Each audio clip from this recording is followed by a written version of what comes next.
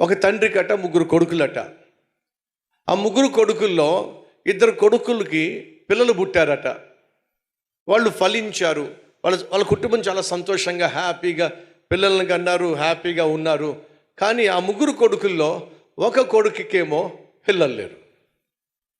ఆ కుటుంబం మోడుబారిపోయిన కుటుంబం. ఎప్పుడు అతన్ని చూసినా అతని భార్యను చూసినా ఉసూరుమంటూ కూర్చునేవాళ్ళు. వయసు పెరిగిపోతుంది కానీ పిల్లలు పుట్టలేదు. ఇప్పుడు దేవుడట తనకంటూ ఒక జనాంగము ఉండాలి, తనకంటూ ఒక రాజ్యము ఉండాలి అని చెప్పి ఒక వ్యక్తిని ఏర్పరచుకోవాలనుకున్నప్పుడు ఈ ముగ్గురు కొడుకులు ఎవరిని ఏర్పరచుకోవాలో చెప్పండి?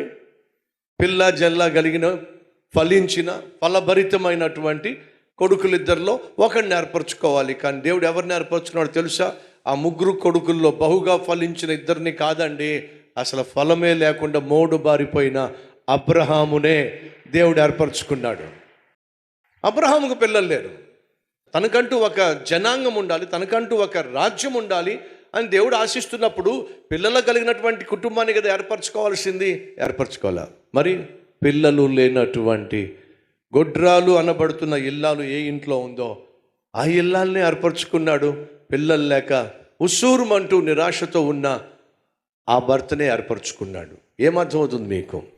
నా ప్రభు కళ్ళు ఎప్పుడూ కూడా అధికుల మీద కాదు, దీనస్థితిలో ఉన్న వారి మీదే ఆయన కళ్ళు ఎప్పుడు ఉంటాయి. ఈ విషయాన్ని మర్చిపోకండి.